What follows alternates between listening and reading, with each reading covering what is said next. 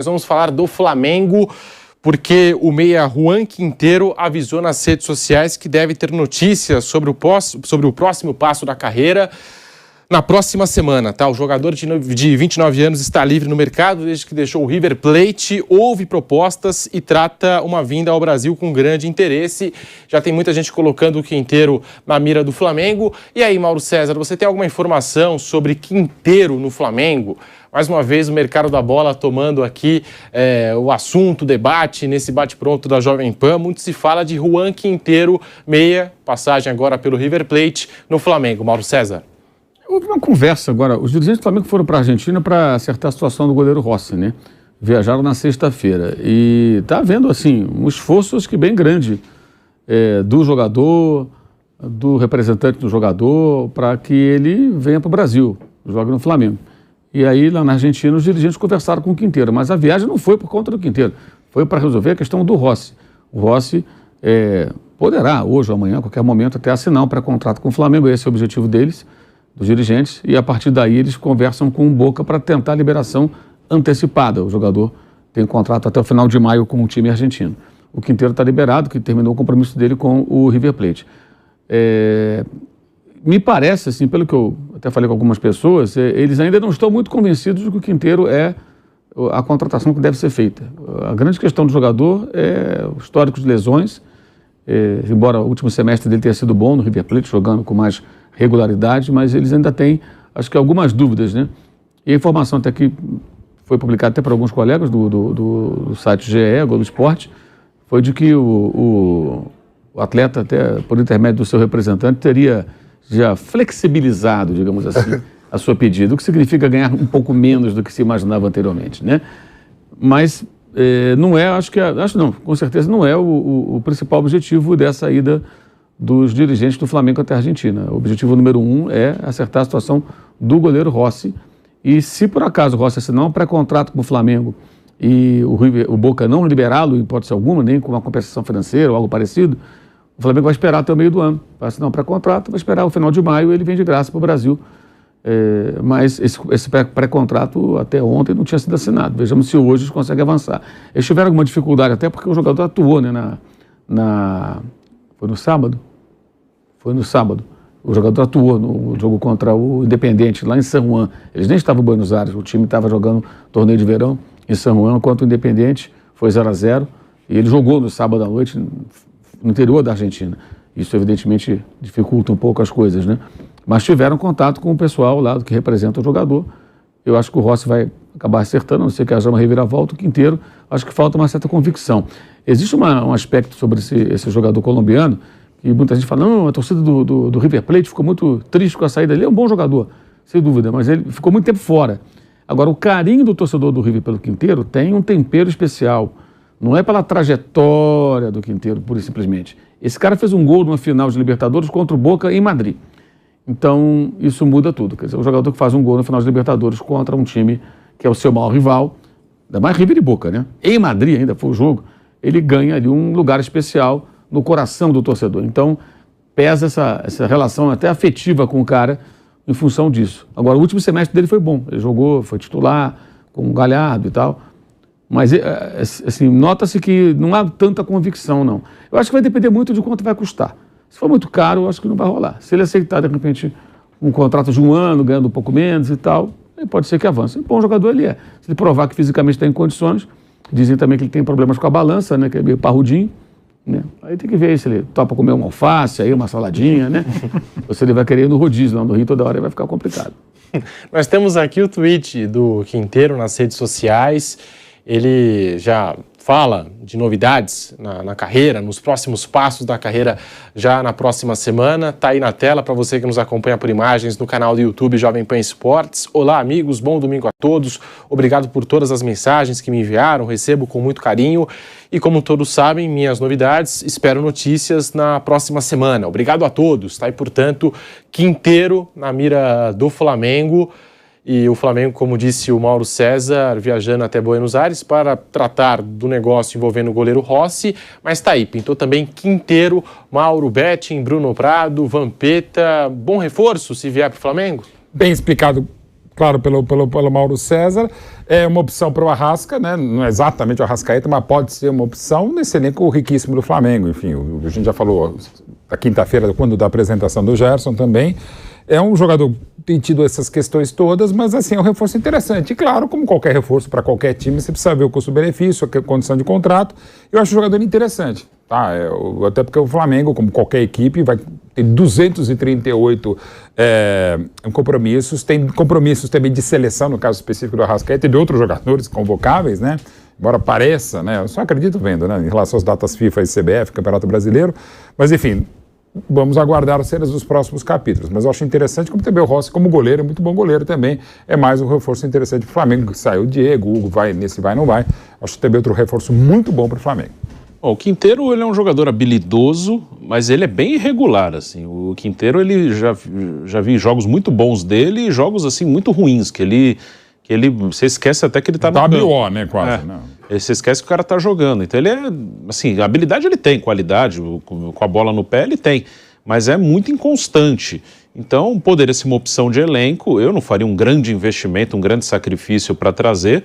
É um jogador que tem 29 anos e dá a impressão que ele tem mais até. Mas ele tem habilidade, sabe jogar. Ele tem 29 anos, Vampeta, e vai fazer 30 daqui a alguns dias, próximo dia 18, né? Então, daqui 9 dias ele vai completar 30 anos de idade. Bom reforço para o Flamengo? Bom reforço. O Flamengo está acertando nas contratações, né, Pedro? Se você pegar aí, nesses últimos 3 anos, os jogadores que o Flamengo contratou, eu acho que só que ficou um pouco abaixo foi o Marinho, né? Só o Marinho. Mas você pega aí, ó. Mas o Pablo tá no banco, o Fabrício... Mas o resto, todo mundo. O Léo Pereira começou a jogar bem depois que vieram os zagueiros, né? Ele sobe de produção. O Ayrton Lucas, com certeza, vai ser o cara que vai substituir o Felipe Luiz, né? O Vidal veio, já foi campeão da Libertadores, campeão da Copa do Brasil. Eu não vejo assim os jogadores que o Flamengo contratou, o modo briga até o El Gordon, quando vai à compra, ele não tá errando, não. Deixa eu ver, um jogador que o Flamengo contratou que ficou abaixo da expectativa. O Marinho não rendeu aquilo, mas o titular é Pedro e Gabigol, ainda tem o Bruno Henrique. Então o Marinho ia pro Flamengo sabendo que ia ficar no banco mesmo. Os jogadores meio... Aí agora a gente tem aí o Pulgar e o Varela que vão ter mais oportunidade, né? Mas é um time que vem ganhando e se vai a compra, um meia, o Bruno falou que meio pesadinho. No Rio dá pra comer folha. Só é sair com o Vidal, fica tranquilo. A verdade, Mauro César, é que, tipo assim, se chegar o Quinteiro, vai chegar, mas não vai ser titular nesse time do Flamengo. Acho que não tem condição hoje de entrar nesse time do Vitor Pereira. Não. Ele, assim, se ele for contratado, ele ou algum outro jogador, né? E pelo que eu sei, eles têm outros nomes em pauta, além do Quinteiro, né? Até porque não tem nenhum amadurecimento com relação a essa contratação, não tinham até poucos dias. É para compor. Na verdade, assim, o caso que está acontecendo é cada vez menos... Quando se pensar nesse time do Flamengo, tem que pensar em titulares. Tem que pensar no elenco. O Vitor Pereira, com menos jogadores no Corinthians, ele revezava a barbaridade. E falava sobre isso sempre. Ele vai fazer isso. Agora, no começo do ano, talvez menos, porque não vai ter tanto tempo. Ele vai ter que, imagino eu, usar mais ou menos uma base do que era ano passado para enfrentar o Palmeiras dia 28, depois o Mundial de Clubes. Bom, já começa agora, quinta-feira, contra o Audax. Estreia contra o Audax. Mas aí... Acho que ainda vai ser o time com os garotos, né? Os meninos, né? Da Copa talvez, com alguns sócios torcedores também, o cara. Final de semana, não. Aí contra, acho que a Portuguesa... que o pessoal botou agora, acho que vai ser... Então. Aí talvez ele já coloque titulares, ou time profissional, digamos assim, os marmanjos, né? E não os meninos da base. Até o Flamengo está com um time até enfraquecido na Copinha, porque vários jogadores que poderiam jogar a Copinha estão lá no elenco profissional, como já aconteceu no ano passado também. Então, eu acho que cada vez menos, assim, com o passar do tempo... e chegar aquele momento da temporada que você tem Copa do Brasil, depois Brasileirão, Libertadores, tudo junto, todo mundo vai jogar e ele vai revezar bastante o time. Eu imagino que isso vai acontecer. No ano passado já tinha isso com o Dorival, ele até dividia praticamente 2 equipes e acho que isso vai acontecer mais ainda durante esse ano de 2023, pelo perfil do técnico e pelas contratações. Então, quando se pensa, quem vai jogar e tudo, como acontece na Europa, né? Você pega qualquer time europeu, médio para cima, tem jogadores reservas que têm condições de ser titulares e os caras se revezam ali. O centroavante reserva do Manchester City é o Julián Álvares. Titular da seleção campeã do mundo. Fundamental na E ninguém discute isso. Não, vai jogar. Não. Ele é reserva pro Haaland. O Haaland titular. Eventualmente, eles podem jogar juntos. Mas quando o Haaland não tá em campo, joga o Álvares. E todo mundo joga. Porque O zagueiro campeão do Manchester United lá também. Não, é argentino, né? Não. Lisandro Lisandro Martínez. Lisandro Martínez joga com o Maguire, o Maguire foi o zagueiro mais caro Foi. do mundo, né? Então tem. Na Copa do Mundo até surpreender, parecia outra pessoa. Não, Aliás, o Alcaraz, que é o jogador que o Flamengo chegou a fazer uma sondagem no meio do ano passado, voltou ao noticiário recentemente, mas não houve proposta agora recente, segundo os colegas da imprensa argentina, está sendo negociado com o Southampton por 14 milhões de euros, podendo chegar a 15 por metas, e o Racing fica com 15% de uma futura venda. O negócio, ao que tudo indica, já está fechado, ele vai para a Premier League, o garoto tem 20 anos. O volante também da Argentina que joga no Benfica. Esse Tá todo mundo querendo. Esses jogadores, assim, é impressionante assim, a cegueira do futebol brasileiro, né? Porque no caso do Alcaraz, acho que menos. Que o Alcaraz bateu o pênalti contra o Flamengo em 2020 no Maracanã, naquela partida da Libertadores, que o Racing eliminou o Flamengo no sprint. Ele tinha 18 anos para ser completado, ou ia fazer 18 anos. Então já estava jogando no profissional. Mas o Enzo Fernandes, o River não usava, emprestou para o Defensa e Justiça, jogou contra o Palmeiras, Recopa. E ninguém viu, ninguém viu. Verdade. Assim, não só contra o Palmeiras, não, mas jogando Defesa e Justiça, que é um time que tem que ser observado. Como todo mundo vê o Merentiel, por exemplo, pegar um exemplo do time, né? Sabe, ninguém viu, ninguém percebeu. Nada, assim. Aí não é olhar o jogo Palmeiras e Defesa e Justiça, é olhar os jogos do futebol argentino, os times menores, e no caso do Defesa e Justiça, tem lá muitos jogadores colocados por outros clubes e por empresários, né? E que podem ser interessantes. Mas o futebol brasileiro não olha. Aí quando ele foi para o River Plate, aí o Flamengo foi atrás. Ele já era titular do River, batedor de pênalti, o time do Galhardo. Aí o River falou, eu quero 20 milhões de euros para liberar. Aí não teve negócio. Acabou sendo vendido para o Benfica por 12, mais algumas metas e tudo mais. E também o Benfica pagando, acho que uma quantia grande assim de cara. E agora ele está para ir para o Chelsea, né? É o Chelsea, não? Não é o Chelsea, o Chelsea, mas é para o Chelsea. Por 10 vezes mais do que esse valor, uma coisa mais ou menos assim. Se acontecer essa negociação de fato, sendo fechada, está vendo lá o River Plate, que tem um percentual de futura venda, ele pode ganhar perto de 40 milhões de euros com a venda do jogador. Vai ganhar mais na revenda do que na venda do jogador. Negócio impressionante. Agora, esse cara jogava há 1 ano e meio, sei lá, 2 anos, no máximo, nem 2 anos, no Defesa e Justiça emprestado pelo River Plate. Ninguém viu. Então, não tem esse negócio de... Como é que fala? Esse cogitou mesmo aqui no Brasil. Ninguém monitorou. Os clubes de... Como é a lista de desempenho, né? Como é de contratação, né? Sim. Aí eu fico vendo um programa, eu assisto todos os programas, e tem lá o inglês, lá o Tim Vickery, né? Isso, que ele é especialista em futebol sul-americano, né? O cara é inglês. Ele conta tudo do Sub-17, da seleção do Equador, do que tá vindo do Paraguai, e eu fico olhando assim, os scouts do Brasil aqui, os caras não ficam de olho? Isso que você tá falando? Mas aí vai para a diretoria de repente acha que não. Eles vêm. Por exemplo, isso que o Equador fez agora na Copa, o Equador foi eliminado, mas jogando bem, né? É bom time, tem bons jogadores, claro. E o Equador chegou a uma semifinal de Mundial. Sim, aí os caras passam o rodo. Que poucas pessoas sabem disso. Assim, não vê que os jogadores estão... surgiu assim, jogou bem. Mas eles vêm, o Equador feito o relatório. E aí depende do clube, às vezes não tem dinheiro, ou às vezes acontece sim, por exemplo, o Rames Rodrigues em 2009 era meio gordinho. Eu tava vendo agora no final de semana o jogo, o Manchester United tem um argentino, um novinho, e a Juventus também de Turim. O hino saiu do time lá, do São Lourenço. A Juventus agora. Tem 18 anos, tá jogando pelo lado esquerdo. E a própria Manchester United, a torcida pede para botar lá um argentino. Garnacho, né? Garnacho, né? É, do Manchester.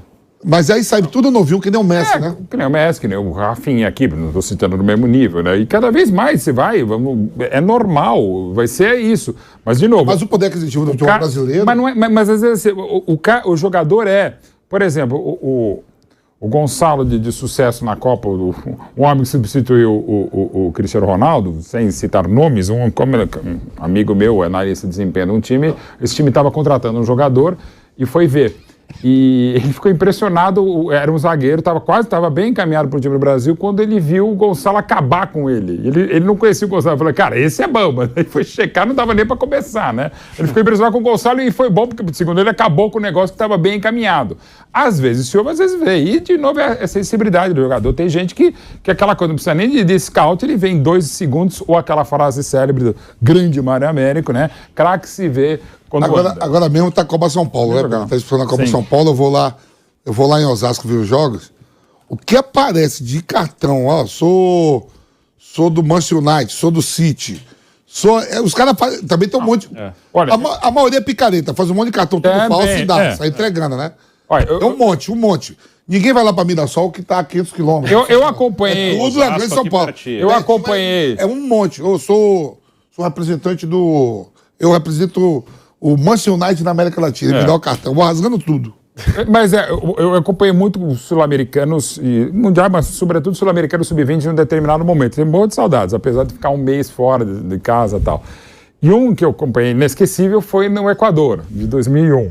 E tem alguns jogos na primeira fase que só tinha nós da imprensa, um e outro torcedor, e na tribuna eram todos. Teve um dia que eu disse, trabalhava, o pessoal vinha, alguns eu já conhecia e tal. Só tinha gente do clube europeu mesmo, né? Eu levou. Tem uns que faz cartão pra. Mas é o que tava. Numa época que você não existia mesmo YouTube, você não tinha televisão, você tinha que. Hoje, também os caras em casa ou no celular, com analista de desempenho, consegue ver. Claro que é bilhões de vezes melhor você estar lá. Mas você pode ter alguns dados muito interessantes.